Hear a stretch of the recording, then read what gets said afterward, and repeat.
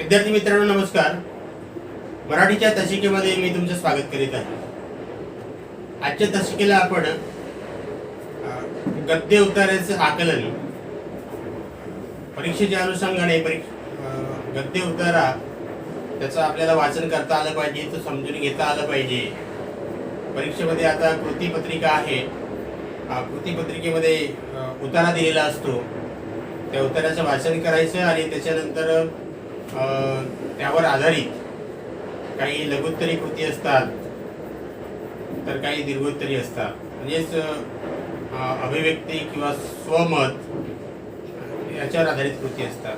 तर हा गद्य उताऱ्याचं आकलन हा नमुना बघणार आहोत आपण उताराचा. आणि त्या उताराचं शीर्षक आहे आत्मविश्वासासारखी शक्ती नाही. लेखक आहेत भारतरत्न डॉक्टर बाबासाहेब आंबेडकर.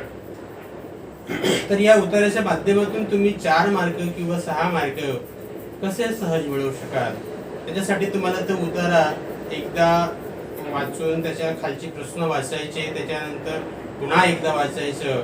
तुम्हाला त्या प्रश्नाचे उत्तर कळतील आणि पुन्हा तिसऱ्यांदा वाचून तुम्ही त्याचे उत्तर चांगल्या प्रकारे लिहू शकता. तर ही एक तुम्हाला म्हणजे ट्रिक मी सांगितलेली आहे की उत्तरावरचे प्रश्न कसे सोडवायचे. त्याला एकदा वाचून प्रश्न वाचायचे, दुसऱ्यांदा वाचायचं, प्रश्नाचं उत्तर तुमच्या लक्षात येईल कुठं आहे म्हणून, आणि तिसऱ्यांदा वाचल्यानंतर तुम्हाला ते उत्तर सहजपणे लिहिता येईल. तर आज आपण एक गद्य उतारा बघूया. उताराचं शीर्षक आहे आत्मविश्वासासारखी शक्ती नाही. आत्मविश्वास म्हणजे स्वतःवरचा विश्वास, म्हणजे स्वतःच्या वर असलेला आपला विश्वास. एखादा म्हणजे आपल्यावरच आपला विश्वास असणे त्याला आत्मविश्वास असं म्हणतात. तर आपल्याला आपली क्षमता माहित असते की मी नेमकं काय करू शकतो. एखादा प्रसंग आला तर त्या प्रसंगाला सामोरं जायचं की नाही, म्हणजे मी ते कृती म्हणजे मी तो प्रसंग सक्षमपणे यशस्वीपणे पार पाडू शकतो किंवा आलेल्या संकटावर मात करू शकतो. अशा प्रकारची वृत्ती जेव्हा आपल्यामध्ये निर्माण होते, ते धैर्य निर्माण होते, त्यालाच म्हणतात आत्मविश्वास. म्हणजे लाख मोलाची गोष्ट एखाद्या वेळेस करण्याची माणसामध्ये हिंमत येते, म्हणजेच तो एक प्रकारचा स्वतःवरचा असलेला विश्वास आहे. तर ह्या आत्मविश्वासामुळेच अनेक असे जागतिक विक्रम सुद्धा झालेले आहेत. ज्या ज्या मोठ्या स्पर्धा होतात त्या स्पर्धेमध्ये जे खेळाडू चमकतात ते कशामुळे? आत्मविश्वासामुळे. डॉक्टर बाबासाहेब आंबेडकरांनी स्वतःचा आत्मविश्वास कसा असतो, म्हणजे आत्मविश्वास म्हणजे नेमकं काय, या उत्तरामधून सांगितलेलं आहे. बघूया. आत्मविश्वासासारखी दुसरी दैवी शक्ती नाही. दैवी शक्ती म्हणजेच देवाने दिलेली शक्ती असा त्याचा अर्थ होत नाही, तर एक अशी अलौकिक शक्ती, आपल्या शारीरिक शक्तीच्या पलीकडची शक्ती, तिला अलौकिक शक्ती असं म्हणूया आपण. आमच्यातील आत्मविश्वास गमावता कामा नये. प्रत्येक व्यक्तीने स्वतःवर विश्वास ठेवायला हवा, त्यालाच आत्मविश्वास म्हणतात. स्वतःवरचा आत्मविश्वास जर गमावला तर तुम्ही कोणतेही काम चांगल्या प्रकारे करू शकत नाही. म्हणून स्वतःवरील आत्मविश्वास गमावता कामा नये. उदाहरणार्थ, कुस्ती खेळण्यासाठी आखाड्यात गेलेल्या पहिलवानाने दुसऱ्याच्या ठणठणीत दंड थोपटल्याने घाबरून गर्भगडीत झाल्यास त्याच्या हातून काहीतरी होणे शक्य आहे काय? डॉक्टर बाबासाहेब आंबेडकर म्हणतात की पहिलवान आखाड्यात उतरलेला आहे, त्याच्या प्रतिस्पर्ध्याने आपले दंड थोपटलेले आहेत. त्याचे दंड थोपटणे बघून हा जर घाबरला असेल, घामागिरगिरा झाला असेल, तर हा मात्र त्या कुस्तीमध्ये त्याचा मुकाबला करू शकणार नाही. म्हणून पहिलवान आहे, त्याला त्याची क्षमता माहित आहे, म्हणून घाबरण्याचं काहीच कारण नाही. जर तो घाबरला म्हणजे त्याचा स्वतःवरचा आत्मविश्वास डगमगला, तो कुस्ती चांगल्या प्रकारे खेळू शकणार नाही किंवा तो जिंकू पण शकणार नाही. म्हणून घाबरला तर त्याच्या हातून काही होणे शक्य नाही. मी तर नेहमी म्हणत असतो की मी जे करीन ते होईल. बाबासाहेब आंबेडकर स्वतःविषयी म्हणतात, म्हणजे ते आत्मविश्वास त्यांच्या शब्दामध्ये आहे, त्यांच्या वाक्यामध्ये आहे. मी जे करीन ते होईल. म्हणजेच ते हे कशामुळे म्हणतात? स्वतःवरच्या विश्वासामुळे. अर्थात मी हे सर्व आत्मविश्वासावर अवलंबून म्हणत असतो. म्हणून बाबासाहेब असं म्हणतात की मी जे बोलतो ते केवळ आणि केवळ आत्मविश्वासामुळेच मी बोलतो. माझ्या या म्हणण्यामुळे काही लोक मला घमेंडखोर, प्रौढीबाज वगैरे दूषणे देतील. बाबासाहेबांचं म्हणणं जर दुसऱ्याने ऐकलं, त्यांचे विरोधक असे म्हणतील की हा घमेंडखोर आहे. घमेंडखोर म्हणजेच गर्विष्ठ, किंवा प्रौढीबाज म्हणजे हुशारक्या मारणारा, बढाया मारणारा आहे, असे विरोधक म्हणू शकतात. परंतु त्यांच्या टीकेला बाबासाहेब जुमानत नव्हते. परंतु ही प्रौढी अगर घमेंड नसून आत्मविश्वासामुळेच हे मी म्हणू शकतो. बाबासाहेबांचा स्वतःवर विश्वास होता. त्यांना स्वतःची क्षमता माहित होती.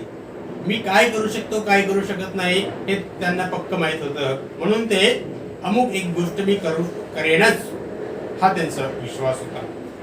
बाकीच्या विरोधकांच्या टीकेला ते जुमानत नव्हते. मी मनात आणीन तर 1.25 लाखाची गोष्ट सहज करीन. 1.25 लाखाची म्हणजे अशक्य गोष्ट मी जर मनात आणलं, बाबासाहेब म्हणतात की मी एकदा मनात ठाणलं तर अशक्य अशी गोष्ट सहज करू शकतो. तर त्याच्यासाठी आत्मविश्वास पाहिजेच. गरिबीच्या दृष्टीने विचार करता आजच्या गरीबातील गरीब विद्यार्थ्यांपेक्षा माझी त्यावेळी मोठी चांगली सोय अगर मला इतर अनुकूलता होती असे नाही. बाबासाहेब स्वतःच्या विद्यार्थी दशेतील अनुभव सांगतात की आजचा विद्यार्थी आणि बाबासाहेबांचं बालपण याच्यामध्ये खूप तफावत आहे. आत्ताच्या ज्या विद्यार्थ्यांना ज्या सोयी सुविधा आहेत त्या सोयी सुविधा बाबासाहेबांना नव्हत्या, किंवा आता ज्या काही सुविधा सरकारकडून शिक्षणासाठी विद्यार्थ्यांसाठी पुरवल्या जातात त्या काळात बाबासाहेबांना तशा प्रकारच्या सुविधा मिळत नव्हत्या.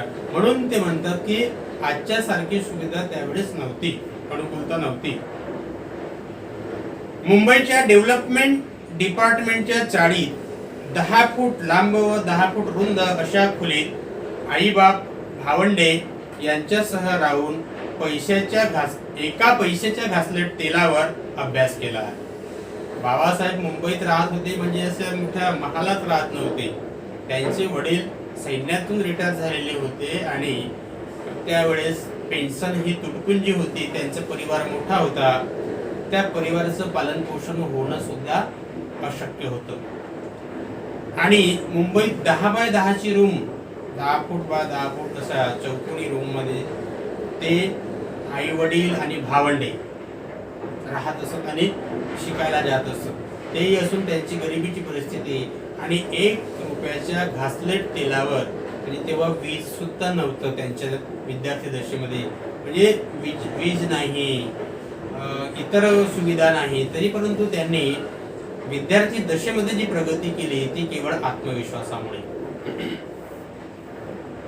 तर बाबासाहेब म्हणतात की आताचे विद्यार्थी आणि बाबासाहेबांच्या विद्यार्थी जीवन याच्यामध्ये फरक आहे. इतकेच नव्हे तर अनेक अडचणींना व संकटांना त्याकडे तोंड देऊन मी जर एवढे करू शकलो तर तुम्हास आजच्या साधन सामुग्रीने सज्ज असलेल्या काळात अशक्य का होईल. ह्याच कौटुंबिक अडचणी किंवा राहण्याची किंवा घरची अडचणच नाही तर अनेक इतर सामाजिक अडचणी सुद्धा त्यांना होत्या, इतर संकट सुद्धा होते. त्यावेळेस जातीवाद एवढा फोफावलेला होता.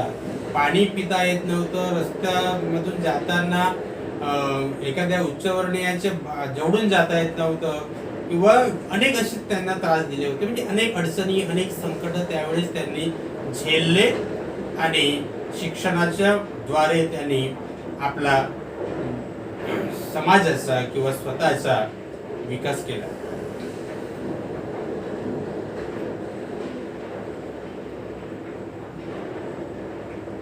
कोणताही मनुष्य सतत दीर्घोद्योगाने पराक्रमी व बुद्धिमान होऊ शकतो. बाबासाहेब एवढं म्हणतात की तुम्हाला प्रत्येक व्यक्ती, कोणताही व्यक्ती हा दीर्घोद्योग म्हणजे कष्ट करणे, पराक्रम करणे व बुद्धिमान, म्हणजे दीर्घोद्योगानेच पराक्रमी व बुद्धिमान होऊ शकतो. एखादा सैनिक असेल, त्याला त्याचे कौशल्यामध्ये प्रावीण्य प्राप्त करायचं असेल तर त्याला त्याचे जे कौशल्य आहे त्याच्यामध्ये त्याला सतत सराव करावा लागेल. विद्यार्थी दशेमध्ये तुम्हाला जर अभ्यासात प्रगती करायची असेल तर तुम्हाला अभ्यासाशी त्या अभ्यासक्रमाशी निगडीत राहावं लागेल, वारंवार वाचावं लागेल, समजून घ्यावं लागेल. म्हणजेच तो तुमचा दीर्घोद्योग, ज्याला सतत आपण वाचत राहणे, अभ्यास करत राहणे, त्याप्रमाणे तुमची बुद्धिमत्ता वाढेल. कोणीही मनुष्य उपजत बुद्धिमान अगर पराक्रमी निपजू शकत नाही. बाबासाहेब म्हणतात की बुद्धिमत्ता ही उपजतच असते असं नाही. ती उपजत नसेल बुद्धिमत्ता तर म्हणजे अपवाद, प्रत्येकालाच बुद्धिमत्ता ही उपजतच प्राप्त होते असं नाही. आनुवंशिकता दृष्ट्या ती येते, परंतु प्रत्येकामध्ये ती सारखी नसते. कुणामध्ये कमी, कुणामध्ये जास्त, कुणामध्ये नगण्य असते. परंतु आपण जर दीर्घोद्योग केला, म्हणजे चिकाटीने अभ्यास केला, त्याचा सराव केला, त्याचा अभ्यास वारंवार अभ्यास केला. बाबासाहेब आपल्या जीवनामध्ये विद्यार्थी दशेमध्ये अभ्यासाची तऱ्हा, त्यांची अभ्यासाची पद्धत वेगळी होती. रात्र रात्र अभ्यास करायचे. जेवण झाल्यानंतर त्यांचे वडील त्यांना झोपवायचे. त्याच्यानंतर 2 वाजता त्यांना अभ्यासाला उठवायचे आणि रात्रीचं शांत वातावरण आणि त्याच्यानंतर त्यांची झोप पण झालेली असायची आणि त्याच्यानंतर 2 वाजेपासून ते अभ्यासाला सुरुवात करायची. त्याच्यानंतर मग सकाळी पुन्हा शाळा. तर अशा प्रकारे त्यांनी विद्यार्थी दशेमध्ये सुद्धा दीर्घोद्योग केलाय, कष्ट केलेले आहे. म्हणून ते म्हणतात की कोणताही मनुष्य हा उपजतच बुद्धिमान असतो असं नाही, तर ते बुद्धिमत्ता सतत दीर्घोद्योगाने, परिश्रमाने, कष्टाने, पराक्रमाने मिळवावी लागते. मी विद्यार्थी दशेत इंग्लंडमध्ये असताना ज्या अभ्यासक्रमास 8 वर्ष लागतात तो अभ्यास मी 2 वर्षे 3 महिन्यात यशस्वी तऱ्हेने पुरा केला. म्हणजे साधारण विद्यार्थ्याला, ॲव्हरेज विद्यार्थी, साधारण विद्यार्थ्याला एखादा अभ्यासक्रम पूर्ण करण्याकरिता 8 वर्ष लागायचे. बाबासाहेब म्हणतात की मी तो अभ्यासक्रम 2 वर्ष आणि 3 महिन्यात पूर्ण केला. तर हे कशामुळे? सतत दीर्घोद्योग, सतत अभ्यास, कष्ट, म्हणजे अभ्यासाचे कष्ट. तर हे केवळ त्यांचा आत्मविश्वास आणि सतत अभ्यास. 21 तास अभ्यास साधी गोष्ट नाही. हे करण्यासाठी 24 तासापैकी 21 तास अभ्यास करावा लागला. म्हणजे त्यांनी जे 8 वर्षाचा अभ्यासक्रम 2 वर्ष 3 महिन्यात पूर्ण केला, म्हणजे 8 वर्षाचा अभ्यासक्रम 2.25 वर्षात पूर्ण केला. तर त्याच्यासाठी त्यांनी जीवाचं रान केलं, म्हणजे खूप अभ्यास केला. 24 तासांचा एक दिवस असतो, त्याच्यापैकी 21 तास त्यांनी अभ्यास केला. तेव्हा कुठं त्यांनी तो पूर्ण 8 वर्षाचा अभ्यासक्रम 2.25 वर्षात केला असं त्यांचं म्हणणं आहे. जरी माझी आज 40शी उलटून गेली असली तरी मी 24 तासापैकी 18 तास अजूनही खुर्चीवर बसून काम करत असतो. म्हणजे एखादा काम करता तो आपला आवडीचा काम असतो. त्या काम आपण मनापासून जर केला तर वेळ कशी निघून जाईल हे कळत नाही. मात्र त्या कामामध्ये आपली आवड असली पाहिजे. मग तुम्ही तो 10 तास, 14 तास, 20 तास जरी केला तरी त्याच्यापासून आळस येणार नाही. बाबासाहेबांना वाचनाची आवड, अभ्यासाची आवड, त्याच्यामुळे ते 21 तास त्यांचं टेबलवर, खुर्चीवर बसून काम करणे हे सुद्धा 18 तास, म्हणजे वयाचे 40 वर्ष झाल्यानंतरही त्यांच्याकडे क्षमता होती की मी 18 तास खुर्चीवर बसून काम करू शकतो. तर या दीर्घोद्योगानेच त्यांनी अनेक म्हणजे पुस्तका, म्हणजे ग्रंथ लिहिले, पुस्तका लिहिल्या, समाजासाठी अनेक कार्य केले.